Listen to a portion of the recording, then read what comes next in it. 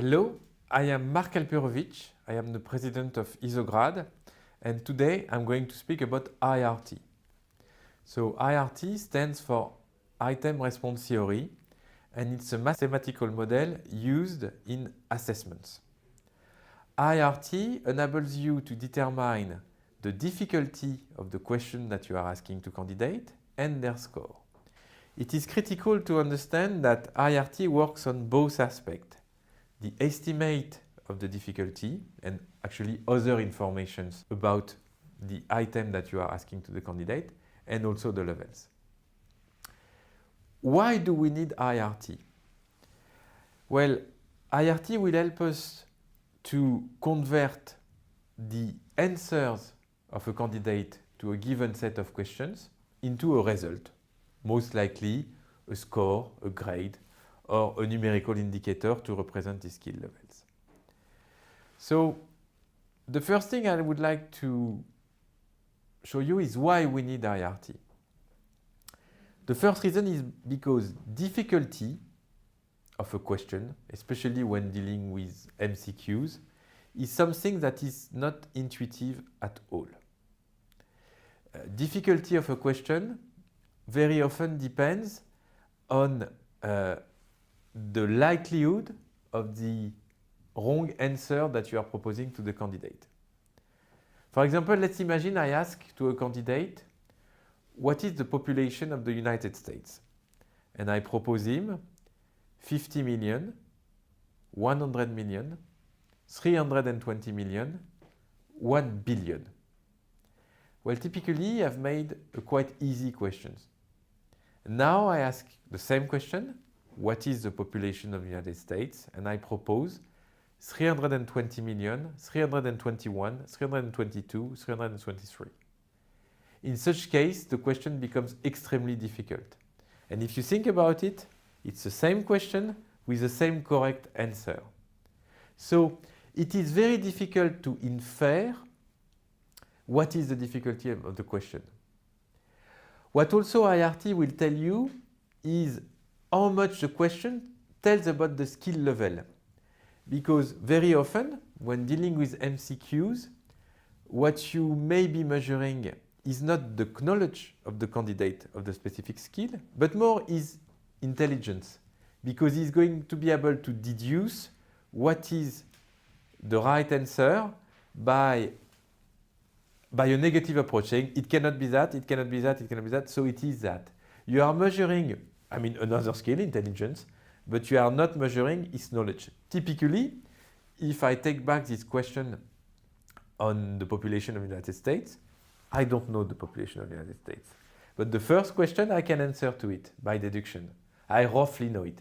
In the second question, someone who doesn't know it will not get it right, or only by luck. Another example of why we need IRT is in-application questions. When dealing with software skills or digital skills, the trend is more and more to ask the candidate to perform some task in the software. Typically at Isograd, in our Excel tests, we are asking the candidate to sort data or to do a pivot table within a real Excel, and we check whether he's able to do it or not. Well, if you leave an infinite amount of time to a candidate to sort data on Excel, well, at some point he's going to make it. It may take him 5, 10, 15 minutes, but at some point, by playing with the tool, he will manage to sort the data. Okay.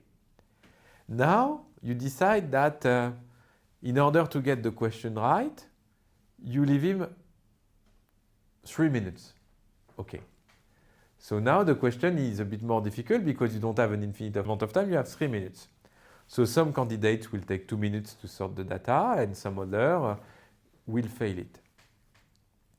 Now I take the same question and I reduce the time to 1 minute. Okay. So now many candidates are going to fail because it takes them more than 1 minute to sort the data. And some of them, only the expert, will manage to sort the data within the 1 minute that I have given them. So what you see is that the difficulty of an in-application question is totally dependent on the time you give to the candidate to answer the question. And if you think about it, you say, okay, so I'm going to give 1 minute and 30 seconds to sort the data. And how can you decide that someone who is able to sort the data in 129 has the skill, and the one who sorts it in 131 doesn't have the skill? Hold on. Who am I? How can I decide that it's exactly 1 minute and 30 seconds? Why isn't it 1 minute and 31 or 32? That doesn't make sense. It's totally subjective. Where IRT is going to help us, it's in that way. IRT will tell us, okay, set the time you want. Set 1 minute, set 2 minutes, set 3 minutes, set whatever you want. And I'm going to tell you that if you give 3 minutes to the candidate to answer the question, then that is the difficulty of the question. If you give him only 2 minutes, that leads to another difficulty. And this difficulty indication will enable you to compute properly the skill level of the candidate. Honestly, I don't know how you can make in-application questions without IRT. Because if, as in-application are totally correlated to the amount of time you give to the candidate to solve them, if you don't have a tool that will tell you with this amount of time, that is the difficulty of the question, I don't know how you can take into account objectively the answer of a candidate to this question. So we've seen with 2 examples, an MCQ and an implication, are having a mathematical model to determine the level of the difficulty level of the question is useful. IRT also helps us to determine the final level of the candidate. So the way the model works is as follows. I have asked a certain number of questions to a candidate, and I know the difficulty level of each question. IRT will wonder what is the skill level that explains best the answers of the candidate. For example, if I've asked many easy questions to the candidate, and he has failed most of them, what explains best his answers is the fact that he doesn't have the skill. Because when you don't have the skill, you fail easy questions. Another example, if I ask very difficult questions to a candidate and he succeeds most of them, the skill level that explains best his answer is that he is an expert. Because if you're an expert, you can answer to very difficult questions. Third example, let's say I have a candidate who has succeeded on easy and medium questions, and he has failed difficult and very difficult questions. In such case, the skill level that best explains his answer is that he's operational or fluent on the skill, because he's able to solve easy one and he's not able to solve more difficult one. So we see that the mathematical tool used to determine the level in IRT is called maximum likelihood. Basically, it's telling us the most likely level of the candidate is that. So we are not in a world where we give points to questions. So I give more points to more difficult questions. I give less points to easy questions. We are not in a world where we count the number of right answers. No. We look at the pattern of answer of the candidate and we wonder, okay, the guy knows how to do this and that. He doesn't know how to do that.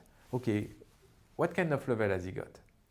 And really we can see that it makes sense and it is likely to give us good results.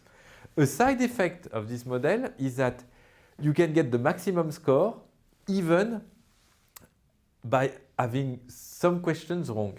Because basically, if you have answered many questions of an expert level positively, the most likely explanation for your answer is that you are an expert even if you failed the couple. So now let's get a bit deeper into the model and how it works. So each question as an information function. So that's the probability of the candidate to get the question right. So it's a value between 0 and 1. And that's the level of a candidate. So basically the questions usually have a curve which is like that. So what does this curve tell us? The first thing is that if you have an expert level, then the probability of answer correctly to a question on this subject is 1. If you have no skill level, the probability of answering correctly to the question, it's not necessarily 0, it's what we call C. C is the probability to have the question right by luck. You have 0 skill, it's a MCQ, there are 5 correct answers. Well, you, by luck, you have 1 chance out of 5 to get the question correct. This brings something important about IRT, is that when you do an IRT test, you don't provide the possibility to the candidate to answer, I don't know. You want him to pick a random answer anyway, because the model takes into account the probability to get the correct answer by luck. Then we have another point called B. B is the level of the candidate that have a probability of 1 chance out of 2, i.e. 0.5, to get the question correct. You can easily imagine that, so B, in other terms, is the difficulty of the question, i.e. the more difficult the question is, that's another pattern, well, the more the level you need to have in order to have a probability of 0.5 to answer correctly gets. Now also, we can imagine other patterns of questions, like this one. It's a fantastic question. If the candidate has a level greater than B, he has a probability of 1 to answer it correctly. If he has a skill level lower than B, he has a probability of 0. Which means that if he gets it right, I know that his skill level is greater than B immediately. If he gets it wrong, I know that his skill level is has a maximum value of B. So we see that what makes the difference is the slope. This question has a certain slope, and this one has a very vertical slope. And I could also envisage a question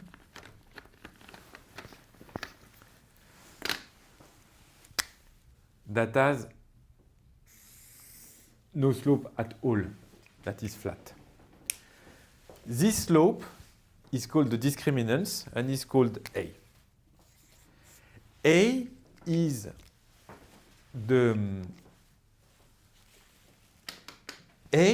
an indicator that tells you how much information does the question provide on the skill level of the candidate. If you have a very high A, it means that the question is very discriminating and provides a lot of information on the skill level. If you have a low A, it's the opposite. It means that the question doesn't provide much information on the skill level. Typically, if you do a math test and if you include in the test a question on history, it's a difficult question maybe. So maybe only 1 candidate out of 5 will get it right. But it has a value, theoretically, of 0, because the knowledge in history doesn't give you any information, or the capacity to answer to the historical question doesn't give you any information about the math level of the candidate. Discriminance is not always correlated to difficulty. You can get very difficult question with a low discriminant. Having said that, in most of the case, questions with very low difficulty or very high difficulty are quite discriminating. Typically, if I ask you something very simple about Excel, how do you perform a sum? If you don't know how to do it, it will tell me a lot about your level on Excel. So you can see that a very easy question can be extremely discriminating. If you don't know how to do a sum, probably you know nothing about Excel. So it tells me a lot. So you can also see that discriminants of question is something that is very difficult to infer. This is why only a mathematical model can provide you with this information. So the way IRT will work is that first you are going to ask your question to a cohort of candidates. So that's 100, 1,000, 2,000 candidates to whom you are going to ask the questions. From this data, you will be able to run a first calibration process. Calibration is a mathematical calculation that will determine at the same time the skill level of the candidate and the difficulty of the questions. It's a complex mathematical regression that will try to fit everything so that it makes sense, i.e., the best candidate answers to the most difficult questions, the less skilled candidates only answers to the less difficult questions, and it will give you a global picture of what are the difficulty of your questions, their discriminants, and what are the level of your candidate. So what we've seen is that IRT is a fantastic tool to provide scoring in the assessment world. And sometimes, especially when dealing with in-application questions, it's very difficult to do without IRT.